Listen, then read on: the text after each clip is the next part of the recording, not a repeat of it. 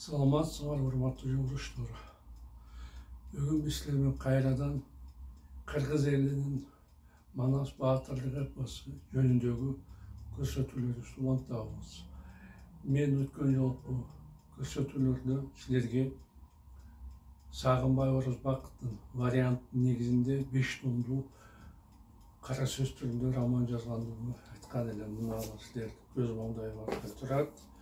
5 томдуу роман. Бул китептердин баарын мен Кыргыз Республикасынын илим берүү жана илим министрлигинин алдындагы билим берүү академиясынын текшерүүсүнөн өткөрдүм. Азыркы учурда китептерим мектептердин кыргыз адабияты программасына Манас эпосун окууда кошумча окуу куралы катары сунушталган. Балдардын окуусу үчүн Манас өздөштү үчүн жеңил болсун деп мен ошондой эле мындай кылып 8 жана 11 класстын окуучулары үчүн Манас эпосу боюнча жумуш дептерлерди түздүм. Баатырлык эпосубузду андан ары жайылтуу максатында мен өзүмдүн чыгармамды орус тилине толук өзүм котордум. Китептеримдин орусча жана кыргызча варианттарын атайын интернет сайт ачтым. epos-manas.com деп. Ошол жерге китептеримдин электрондук варианттарын койдум. Кимде ким кааласа ошол жерден китептерди сатып алса болот. Мындан тышкары мен эпосу жайылтуу максатында азыр YouTube каналында көрсөтүүлөрүмдү орус тилинде да чыгарып жатам. Себеби мен мындай кылган, мындай жасаган кадамга баргандын себеби бул видеороликтерди мындан да көбүрөөк эл көрсүн дедим. Ал эми аны элдин көргөндөрдүн санын көбөйтүү үчүн сөз түрдө видеороликтер субтитрлермен коштолуш керек. Тилекке каршы Google переводчикта, Яндекс переводчик деген сервистер дагы кыргыз тилинде жакшы которо албайт экен сөздөрдү. Ошондуктан мен орус тилинде көрсөтүүлөрдү чыгарып жатам. Жана Google тилмеш тез эле аларды которуп субтитрлерди берип жатат. Азыркы учурда мен ушундай ыкма менен дүйнөнүн 112 тилинде субтитрлерди коюп жатамын өзүмдүн көрсөтүүлөрүмө. Башкача айтканда азыр дүйнөнүн кайсы жашоочусу болбосун өзүнүн эне тилинде толук ойдун бул Манас жөнүндө көрсөтүүлөрдү көрсө болот. Дагы көбүрөөк эпосту жайылтуу максатында мен ушундай эле өзүмдүн видеороликтеримди азыр YouTube'дан чыгарып, Facebook'та, Instagram, Twitter, Одноклассники, ВКонтакте, Telegram, Яндекс.Дзен каналдарына да коюп салдым. Силердин сураныч өзүңөрдүн тууган уруктарыңарга, тааныш билиштериңерге бүт баарына ушул жөнүндө айтсаңар, бул биздин эпостун негизинде жазылган роман жөнүндө элдер көбүрөөк түшүнүк алышса деген максатта силерге ушуну өтүнүштү айтып жатамын. Эми болсо мен өзүмдүн романымды окууну улантсам.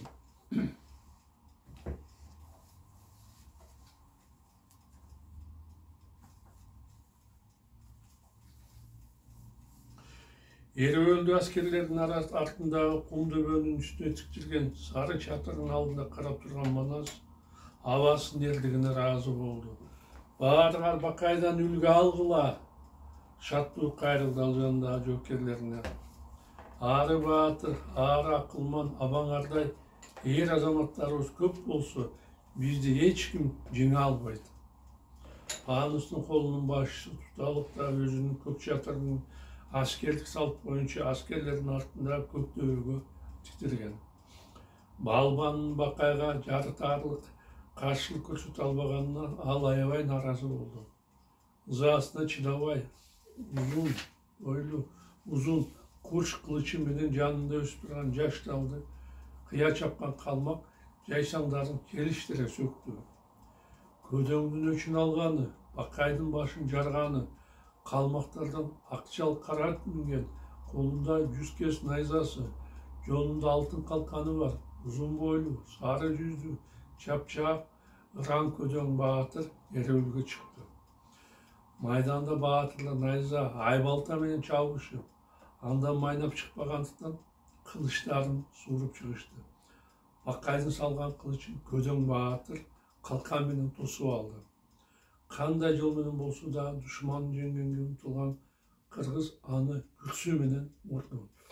Калмактан бул дүйнө жалганы кайып болуп, ал тил тартпастан мүлк кетти. Ан турган каапыр келгин, бакырды Бакай. Каныңды суудай сапырам, мага келип беттештин, өлүмүн өзү сагынган. Баатырдын айбатынан коркуп, ага калмактардан эч ким чыкпады. Мунун дагы бир себеби Панустун түмөн колунун 400 миң алаштын балдары. Бул жөнүндө Бакай билет болчу. Ошондуктан бир туугандар бири-бирин бөөдө кырбасын деп баатыр майданда туруп аларга кайрылды. Ургун кыргыз улуу журт, силер да алаштын балдарысыңар. Жериңерди арба курган кытайларга алдырып коюп, тек жүргөнүңөр акылыңардын жоктугун билдирип турат. Аларга карабул жүрүүдөн уялбастан, намыстанбастан басып жүргөн кандай жансыңар? Кытайды эмне үчүн сүйүп жатасыңар? Эмнеге бизге каршы чыгып кол көтөргөн жатасыңар? Ойлоңгула. Эгерде ата-бабаларыңардын арба болса, кызылдай отко күйөсүңөр. Бирок мен Кудай берсе, силерди мындай шермендечиликтен куткарамын. Ошондуктан ургум алаш экенин билдирдим деп Бакай алдында калмактардын аскерлерине үмүттүү карады. Кийин эреөлдө турганын эске алып, ал кайрадан каартуу кыйкырды. Эр болсоң Кытай келгин, урушсаң сени талкалаймын, ибиңди табамын. Маңгул Кытай калмагы Бакайдын мүнөзүн көргөн соң, ага кимди чыгаруу жөнүндө Туталык менен акылдаша башташты. Алаш улуулары болсо Бакайдын сөздөрүнүн чоң таасири алдында калышты. Ошондуктан бирөөбүз да майданга бетин салбады, ага басып барбады. Кыргыздарга жакын тууган элибизге кантип урушка бара алабыз? Өз ара шыбырашып жатышты алаштар. Кытайлар кыйын болсо аларга өздөрү жооп берсин. Кыргыз менен казакка кылыч тартып турарга эми көбүнүбүз набайт. Кожондотпой Кытайды кол келген соң Кыргыздан ушул жерден баш тартпай Кытай менен кармашалы. Ата жолун кубалап, кырылышкан сайышта арманы жок өлөлү. Бул акыл туура колдоодо мындай сөздөрдү көк туулгасынын артына ок өтпөс соолук таап алган Жаныштардын Назарбеги. Өз жакынын кор көргөндүн түбү өргөй албайт. Ошондуктан азыр акылга дыйкан Көкөтөйгө барып, аны менен акылдашып көрөлү. Жалпы журт макул болуп, бейшемби күнү кечинде чатырларын бүктөшүп, арасын бөлүп алышып, аксакалына жөнөй турган болушту. Жолго чыгаар алдында аларга Туталык жолугуп калды. Кайда жөнөдүңөр? Сурады ал узун бойлуу, кара тоо, кырдач мурундуу Назарбектен. Баатыр, уруксат берсең, аксакалыбыз Көкөтөйгө барып, аны менен акылдашып келели. Emнен ақылдашасыңар? Қабағын ішті, түн сұрады Тұталық. Emнені дейсің бе? Сұраулы тіктеді Назарбек. Саға айтпай қойсам болады де. Сұрап қалдың, ошондуктан жооп берейин. Баатыр, алдыбызда турган аскерлер биздин туугандарыбыз. Алар да, биз да Алаштын балдарыбыз. Болсо болгондур. Аны менен силердин эмне ишиңер бар? Жини келди Тұталық. Баатыр, биз күнөөгө батып, өз туугандарыбыз менен чабыша албайбыз. Туура эмес сүйлөп жатасың, Назарбек. Нааразы болуп башын чайкады Тұталық. Силер Панус хандын жоопкерисиңер. Анын берген буйругун кыркытпай аткарганга милдеттүүсүңөр. Бөөдө болгон учурда чыккынчы катары башыңар алынат. Кызууланба, Баатыр. Тұталыктын жогушта сүйлөдү Назарбек. Силердин бизсиз деле буруттан болор жолуңуз. Жер жайнаган 700 000 аскериңиздин биз араң 400 000 экенбиз. Арбыныңыз адырда, толкуп жатыр тоо жакта. Башчыбыз Көкөтөй менен ушундай орчунду маселе боюнча кантип акылдашпайбыз. Бир чечим кабыл алып, Манас менен согушабыз. Же мында таптакыр баш тартабыз. Сен эмне тамашалашып жатасыңбы? Көздөрүн чакчайтты Тұталық. Жок, сөздөрүндө эч кандай тамаша жок. Кытайлар жерибизди өз мезгилинде басып алып, кандай мыкаачылыктарга барганын, канча бейкүнөө элди өлтүргөнүн баарыбыз жакшы билебиз. Аны саз келгенсип, ушунча жылдардан бери алар бизди кордоп келди. Кытайларга каршы козголоң чыгара турган мезгил жетти. Эсиң болсо, сен да бизге кошул. Силер калмакта бизге тууган болосуңар. Себеби түпкө табыз бир Тұталық. Туугандарга каршы ок чыгарба, Баатыр деп Назарбектин кеби басылды. Кыргыздар ат-атын асылганда ачууланган калмак аларды токтотууга аракет кылды. Токтогула кыйкырды узун кылычын кынынан сууруп чыккан Тұталық. Эсен канга саткындык кылбагыла. Ал аман болсо баарыңардын түбүңөргө жетет. Кыйынсынып аманат жаныңарды кыйбагыла. Каптап чыкса каканчын, түк койбосун түбүңдү. Кайнатармыш шоруңду. Калк бийлеген зоруңду кармап, каракул кыламын. Баарыңарды суратып, көзүңдү ойдуртамын. Тұталық сөзүн бүтүрүп электе орто бойлуу, чымыр денелүү, сары жүздүү Жебечи ага жетип барды. Сөзүңдү байкап айткын, Тұталық түн сүйлөдү ал. Өкүмүңө көнгөндөн ушунча калк ушул жерге келди. Сен антип түрктү түгөтөм деп кыйынсына бербе. Калмак дили менен моңгол деле түрктүн баласы, биздин жакын тууганыбыз. Эгерде түрк уулу туташ бириксе, силерге окшогон кошоматчылардын келбейт эле дарманы, кесилет эле башы, төгүлүп көздөн жашы, уу болуп ичкен ашы. Жаалашуулук, тең ташкенге зор болгонун көтөрө албай турасыңбы? Оозуңа келгенде октой бербей, үнүңдү өчүр, ызырыңды Жебечиге Тұталық. Эмнеге үнүмдү өчүрүшүм керек? Тайманбастан сүйлөп Жебечи. Баш көтөрбөй, баары уйкуда болсун дейсиңби? Жок, мындан кийин андай болбойт. Арадан Манас тууганым чыгып, Акынбешим Пашаң менен башка алдууларыңды Анжиянга ашырып кууду. Ал аман болсо, дагы сонунду кыйлап көрүп, жаныңар соок албайт. Сен эмне деп булжырап жатасың? Бакырды Жебечиге Тұталық. Кимди коркутуп, опузалап жатасың? Сени жалтанбай жооп берди Жебечи. Эгерде сөздөрүм жакпай жатса, соңунда жүргөн биз менен согуш кыла калыңыз. Колуңдан келсе койбостон, соолтуп бизди салыңыз. Ачууланган Жебечи аттанып, Алашты баштап, Чылан сайдын боюна барып жатып калды. Бир күндөн кийин аларга жардамга Көкөтөй жиберген Баатыр жана башында Бай мырзасы кашында болгон 200 000 кол келди. Кыргыз казак биригип 600 000 кол болуп, арага Кытайлар тор болуп, эки тараптан тең курчоодо калды. Алардын бир тарабын Көкөтөйдүн колу камаса, экинчи тарабын Манастын аскери турду. Эрбакай Пандустун аскерлерине жалындуу сөз менен кайрылгандан кийин колунда кайра барды.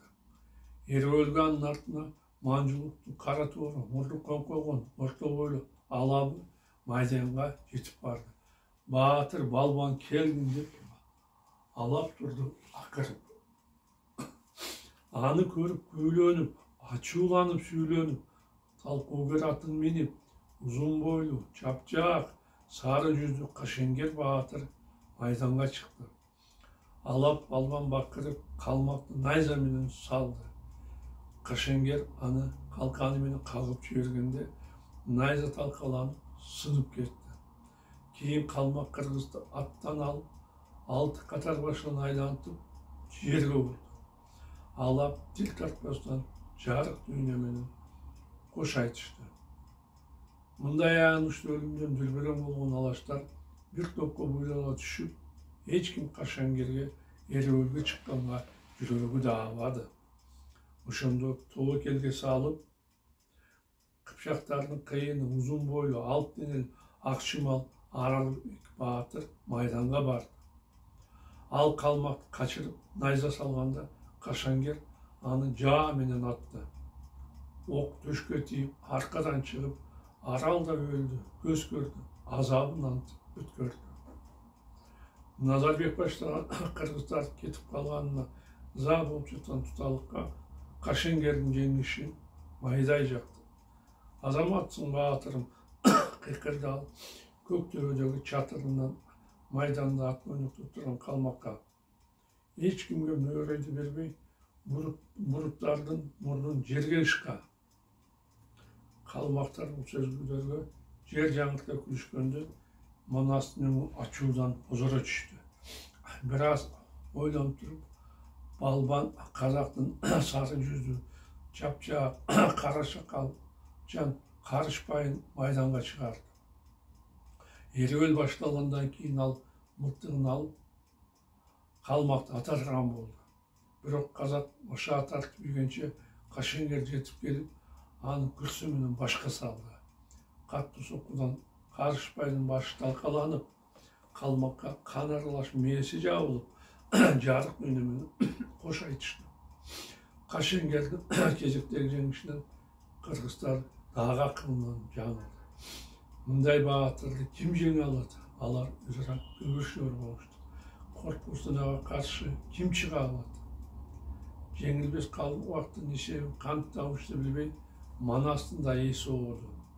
Жанындагы жоокерлерди карап, алардын ар бир мүмкүнчүлүктөрүн кучактап көрүп, эр баатыр Кыргызстан кара туру, орто бойлуу, алп денелүү эр Бутбайды майданга жиберди. Сен эрөөлдө шашпагын, кеңеш берип жатты Манас. Жоо кийимин кийип жаткан Бутбайга. Өзүңдү жоготпостон, шашмалыңа салбастан, акыл калча аракеттенген. Өзү болгон учурда майып болосуң, сен мерт кетесиң. Айткандарыңыздын баарын түшүндүм деп, элдин батасын алган баатыр майданга аты менен атылып чыкты. Ал эрөөл башталганда Кашенгер учкан куштай жетип барып, аны найза менен эмес, кылычы менен чапты. Калмак аны калканы менен кагып жиберди. Кылыч Бутбайдын өзүнө кайта тийип, маңдайын тилип, көзүнө маңдайдан шоргулуп аккан кан жабылды. Эч нерсе көрбөй калган кыргыз канын сүртөм дегенче Кашенгер анын түшүнө найза менен урду. Кызыл канга бөлөнүп, Бутбай тиги дүйнөгө жөнөдү. Анын өлгөнүн көргөн Манастын күйбөгөн жери күй болуп, аябай капа болду. Шорлуу батыры май кейиштүү башын чайкады ал. Шашпа десем болбой, калмак найза менен сайбастан кылычтаган көрбөйсүңбү муну? А дегенде Кашенгерди найза менен согуп, эсин тандырып, кийин кылыч күрсү менен жайласаң болбойт беле, кургурум. Ушундай эле кайгылуу тагдыр Сарттын уулу, орто бойлуу, кара тору, сулуучу келген Кетапунга да тийди. Ал Бутбайдын ордуна майданга кирип барып, найза салганча Кашенгер аны жаа менен атты. Атылган ок Кетапундун жүрөгүнө кадалып, Canı ketip жерден тұра алмастан жатып қалды. Kırıldık o kalmaktan dep kıykırıp, майданға қара жал, сары атты мінген uzun boylu, alp deneli, sarı yüzlü, жаркенdik Акимжан çıktı. Ал қағарданып, қалмақты найза менен салды. Аны қағып ийіп, Қашенгер өз қырғызды найза менен ұрды. Аким аны четке қағып жіберді.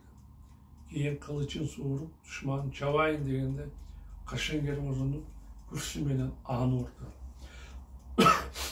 Соққыдан Аким ярадар болып, қолға қачып, араңдан зорға жаны аман қалды.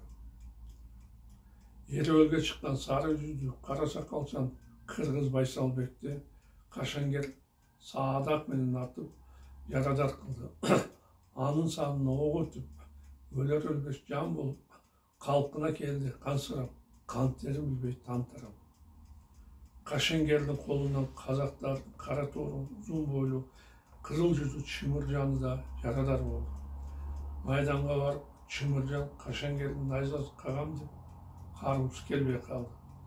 Алтынды құрының четіне қалмақтың найзасын ұшты қалғанда, Чымыржан күрсімен салып, аны бұрқыратып сындырды.